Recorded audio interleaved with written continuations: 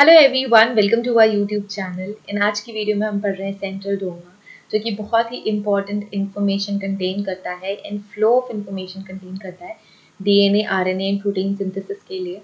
आज का लेक्चर शुरू करने से पहले आप सभी को एक क्विक रिमाइंडर कि this is our official apps logo. App के लिंक डिस्क्रिप्शन में है। अगर आप प्रिपरेशन कर रहे हैं for NFSU, for any forensic examination, this app is really very useful for you. And if you are in school right now, so 11th biology की classes and 12th biology की classes available हैं, जो कि conduct करी जा रही हैं through Zoom. So if you want to join these 11th and 12th batches, you can just contact us through WhatsApp support number. WhatsApp support number भी description में दिया हुआ है. Okay, so let's start today's lecture. So central dogma. Okay, so central dogma क्या है? So central dogma is a concept of molecular biology. Molecular biology क्या होती है? जब हम मॉलिक्यूल्स की स्टडी कर रहे हैं बायोलॉजिकल साइंसेज में या बायोलॉजी में, मतलब एक लिविंग ऑर्गेनिज्म में जब हम मॉलिक्यूलर स्टडी कर रहे हैं, so that is nothing but molecular biology. So in molecular biology central dogma is the explanation of flow of genetic information. क्या है ये? जेनेटिक इंफॉर्मेशन का फ्लो है. What is genetic information? What is genetics? जब भी हम पढ़ते हैं कि एक जनरेशन से दूसरी जनरेशन इंफॉर्मेशन पास हो रही है, सो जो भी एलिमेंट्स एक जनरेशन से दूसरी जनरेशन इन इंफॉर्मेशन को लेके जाते हैं, वो हेरिडिटी कहलाती है या फिर जेनेटिक्स कहलाती है. एंड ये जो इन्फॉर्मेशन है, मतलब वो जो कैरेक्टरिस्टिक फीचर कोडेड है, उसे हम कहते हैं जेनेटिक इन्फॉर्मेशन.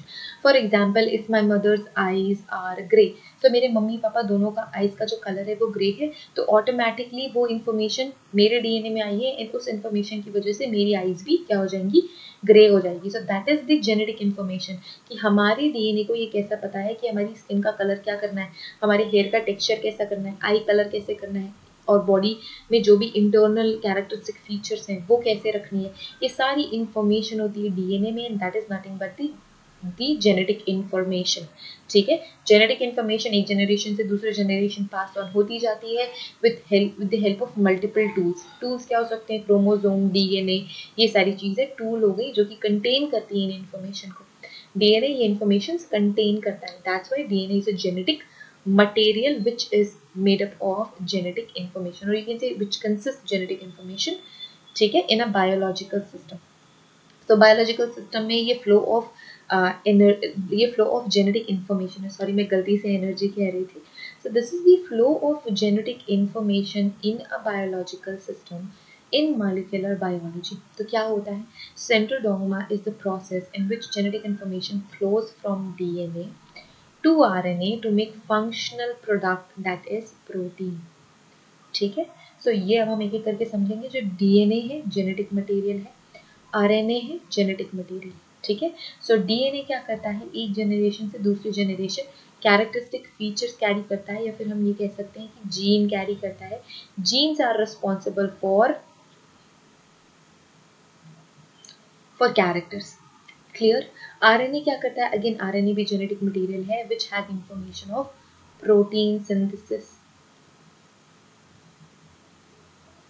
Protein synthesis. ठीक है, प्रोटीन सिंथेसिस बहुत इंपॉर्टेंट काम होता है आरएनए का. कितने तरीके के आरएनए होते हैं? एमआरएनए होता है, messenger RNA, tRNA, transfer RNA, and rRNA that is ribosomal RNA. ये सारे ही आरएनए सारे के सारे काम करते हैं प्रोटीन सिंथेसिस में, अमीनो एसिड सिंथेसिस में. ठीक है, सो जो फ्लो ऑफ इंफॉर्मेशन है, देखो जो डीएनए है डबल स्ट्रैंडेड होता है, तो इसकी कोई अगर हमें इंफॉर्मेशन कॉपी करनी होती है तो हम पहले सिंगल स्ट्रैंडेड आरएनए में कॉपी करते हैं, जिस मेथड को हम कहते हैं ट्रांसक्रिप्शन. ठीक है, ये मेथड कहलाती है ट्रांसक्रिप्शन.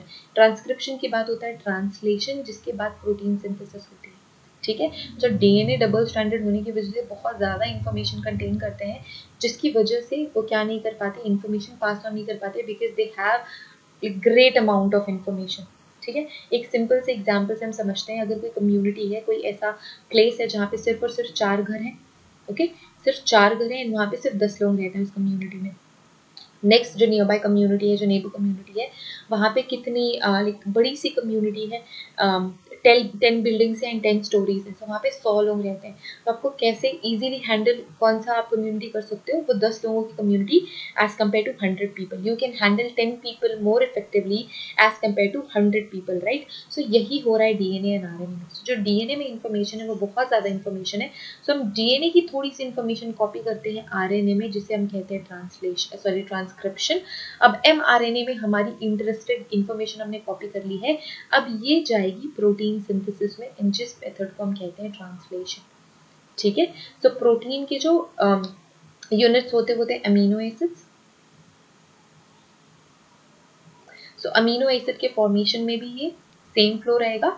ठीक है, सो डीएनए क्या करता है, डीएनए रेप्लिकेशन, ये तीन चीजें बहुत इंपॉर्टेंट है, replication, transcription and translation.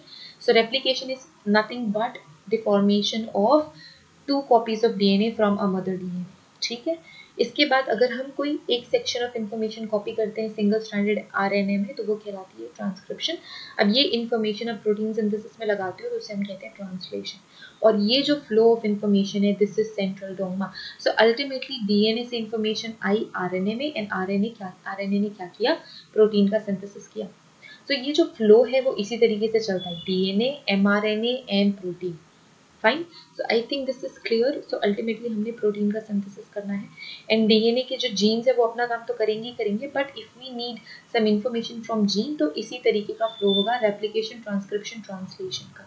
And this thing is known as, this flow of information, this flow of genetic information is known as central dogma. ठीक है, यहाँ पे भी आप देख सकते हो, so this is DNA. DNA यहाँ पे क्या कर रहा है, रेप्लिकेट कर रहा है। सो ये डीएनए तक ही लिमिटेड है दिस रेप्लिकेशन। ट्रांसक्रिप्शन में हम आरएनए में डीएनए की इंफॉर्मेशन कॉपी कर रहे हैं।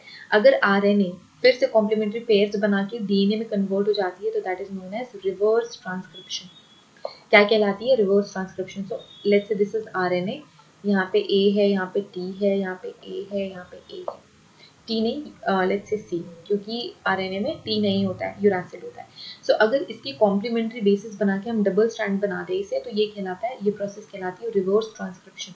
ठीक है, जब डीएनए की हम इंफॉर्मेशन कॉपी कर रहे हैं सिंगल स्ट्रैंडेड आरएनए में तो वो कहलाता है ट्रांसक्रिप्शन। ठीक है, एंड जब आरएनए में जो इंफॉर्मेशन हमने कॉपी करी उसके थ्रू हम प्रोटीन का सिंथेसिस कर रहे हैं तो वो कहलाती है translation. And this is the flow of information, genetic information, that is known as central dogma. I think this is clear. So I hope I hope this is useful for you. And if you haven't subscribed our YouTube channel, हमारा YouTube channel subscribe कर लेना है. Join us on Instagram, Telegram. And if you need classes, biology classes for 11 and 12, contact us through WhatsApp support number given in the description. Till then, take care. Have a great day ahead.